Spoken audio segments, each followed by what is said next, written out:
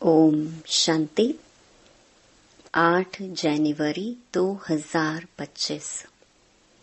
बाबा के महावाक्य। मीठे बच्चे, बाप की श्रीमत तुम्हें 21 पीढ़ी का सुख दे देती है। इतनी न्यारी मत बाप के सिवाय कोई दे नहीं सकता। तुम श्रीमत पर चलते रहो।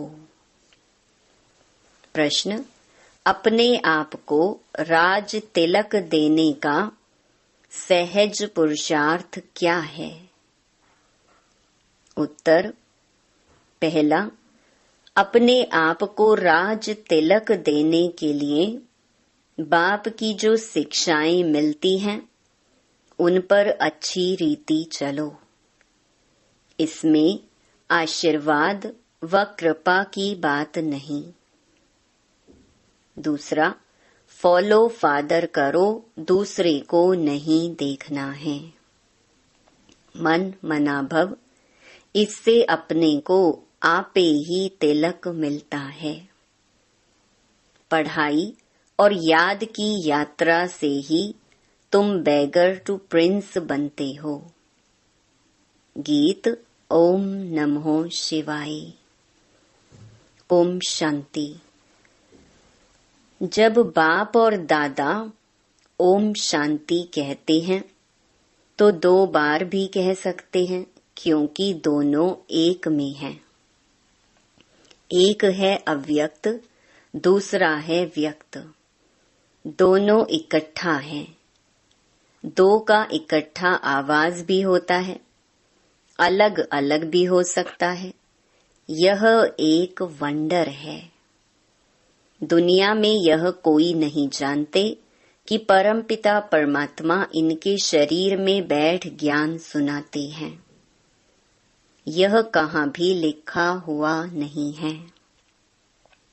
बाप ने कल्प पहले भी कहा था, अभी भी कहते हैं कि मैं इस साधारण तन में बहुत जन्मों के अंत में इनमें प्रवेश करता हूँ, इनका आधार लेता हूँ। गीता में कुछ न कुछ ऐसे वर्शंस हैं जो कुछ रियल भी हैं। यह रियल अक्षर हैं, मैं बहुत जन्मों के अंत में प्रवेश करता हूँ। जबकि यह वानप्रस्थ अवस्था में है। इनके लिए यह कहना ठीक है। पहले पहले सतयुग में जन्म भी इनका है, फिर लास्ट में वानप्रस्थ अवस्था में है, जिसमें ही बाप प्रवेश करते हैं। तो इनके लिए ही कहते हैं, यह नहीं जानते कि हमने कितने पुनर्जन्म लिए। शास्त्रों में 84 लाख पुनर्जन्म लिख दिया है। यह सब है भक्ति मार्ग। इनको कहा जाता है भक्ति कल्ट। ज्ञान कांड अलग है, भक्ति कांड अलग है। भक्ति करते करते उतरते ही आते हैं। यह ज्ञान तो एक ही बार मिलता है। बाप एक ही बार सर्व की सद्गति करने आते हैं। बाबा आकर सबकी एक ही बार प्रारब्ध बनाते हैं भविष्य की। तुम पढ़ते ही हो भविष्य नई दुनिया के लिए। बाप आते ही हैं नई राजधानी स्थापन करने, इसीलिए इनको राजयोग कहा जाता है। इनका बहुत महत्व है। चाहते हैं भारत का प्राचीन राजयोग कोई सिखलावे, परंतु आजकल यह सन्यासी लोग बाहर जाकर कहते हैं कि हम प्राचीन राजयोग सिखलाने आए हैं। तो वह भी समझते हैं हम सीखें, क्योंकि समझते हैं योग से ही पैराडाइज स्थापन हुआ था। बाप समझाते हैं योग बल से तुम पैराडाइज के मालिक बनते हो। पैराडाइज स्थापन किया है बाप ने। कैसे स्थापन करते हैं वह नहीं जानते। यह राजयोग रूहानी बाप ही सिखलाते हैं, जिस्मानी कोई मनुष्य सिखला ना सके। आजकल एडल्ट्रेशन, करप्शन तो बहुत है ना, इसीलिए बाप ने कहा है मैं पतितों को पावन बनाने वाला हूँ। जरूर फिर पतित बनाने वाला भी कोई होगा। अभी तुम जज करो, बरोबर ऐसे है ना। मैं ही आकर सभी वेदों शास्त्रों आदि का सार सुनाता हूँ। ज्ञान से तुमको 21 जन्मों का सुख मिलता है।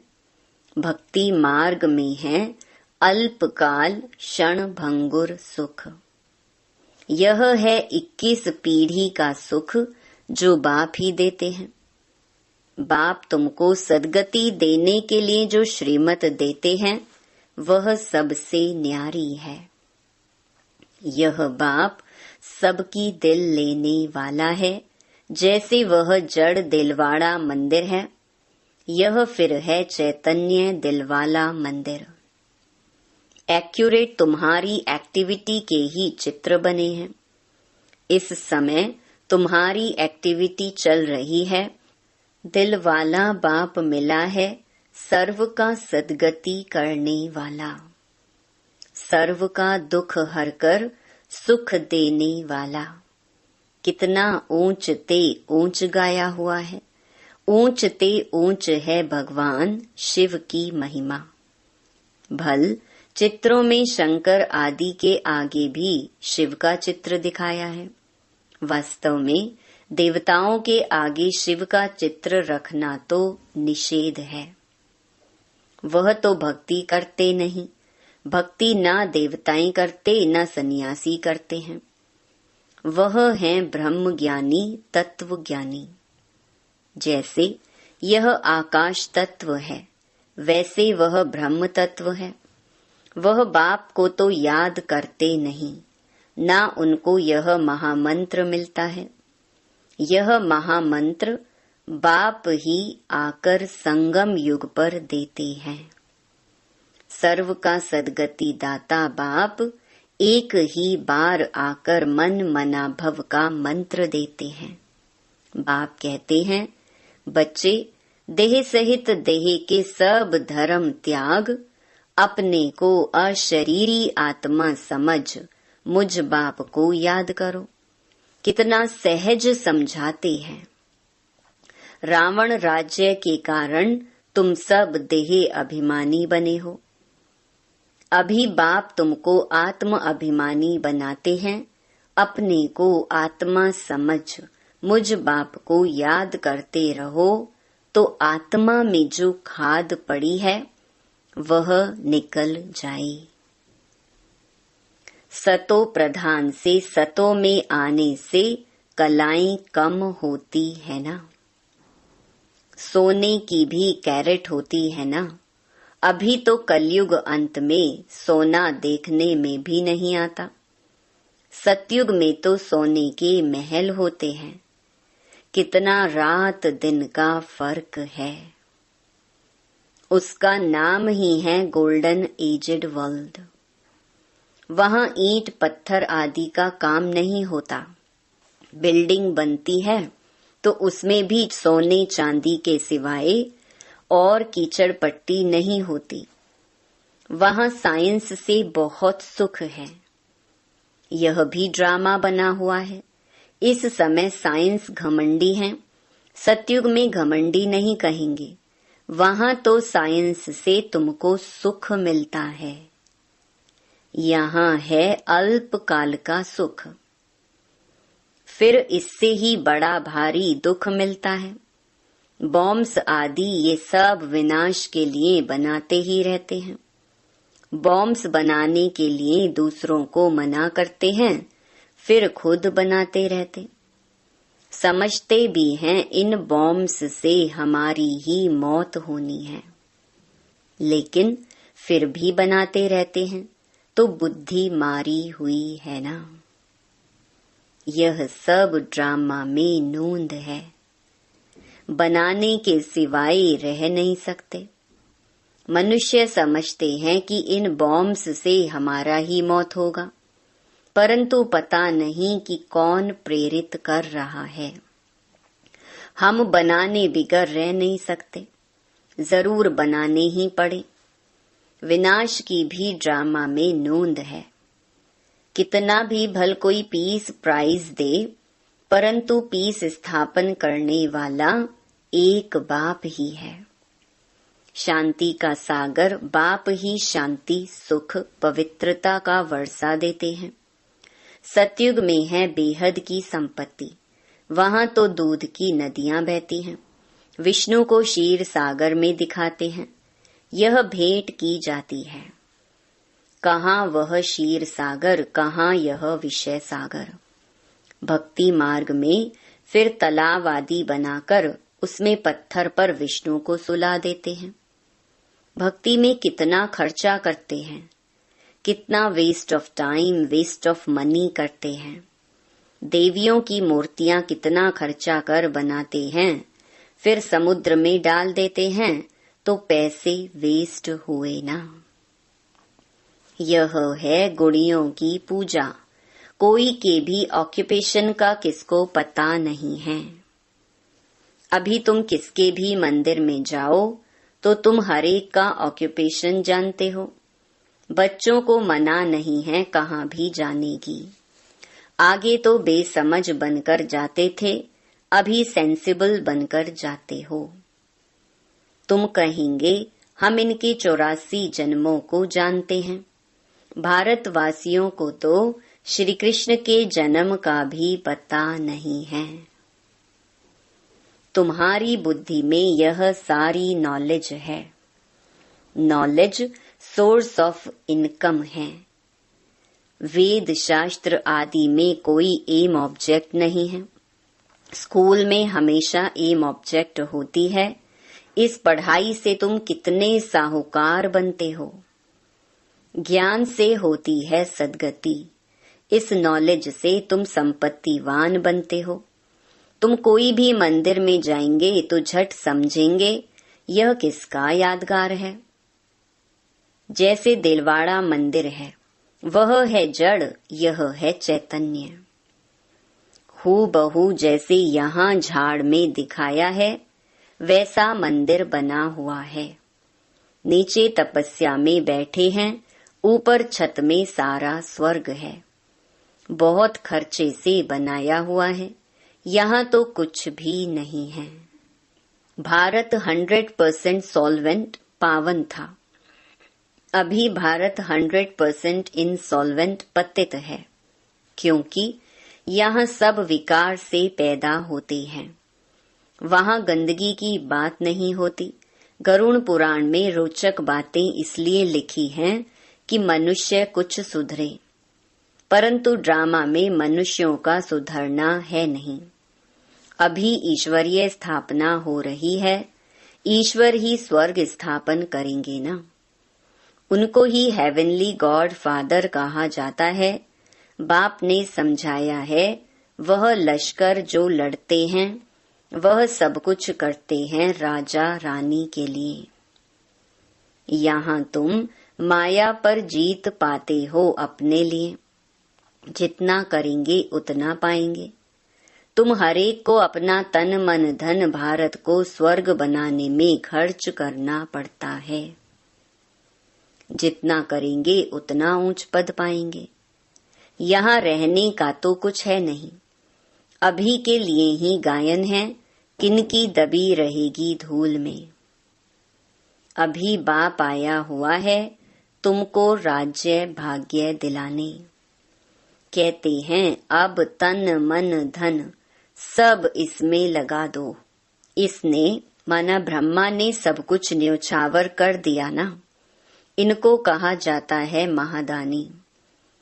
विनाशी धन का दान करते हैं तो अविनाशी धन का भी दान करना होता है, जितना जो दान करें। नामी ग्रामी दानी होते हैं तो कहते हैं फलाना बड़ा फिलैंथ्रोपिस्ट था। नाम तो होता है ना, वो इनडायरेक्ट ईश्वर अर्थ करते हैं। राजाई नहीं स्थापन होती है। अभी तो राजाई स्थापन होती है, इसीलिए कंप्लीट फिलैंथ्रोपिस्ट बनना है। भक्ति मार्ग में गाते भी हैं, हम वारी जाएंगे। इसमें खर्चा कुछ नहीं है। गवर्नमेंट का कितना खर्चा होता है। यहाँ तुम जो कुछ करते हो अपने लिए, फिर चाहे 8 की माला में आओ, चाहे 108 में, चाहे 16,108 में, पास विद ऑनर बनना है। ऐसा योग कमाओ जो कर्मातीत अवस्था को पालो, फिर कोई सजा ना खाओ। तुम सब हो वॉरियर्स। तुम्हारी लड़ाई है रावण से, कोई मनुष्य से नहीं है। नापास होने के कारण 2 कला कम हो गई।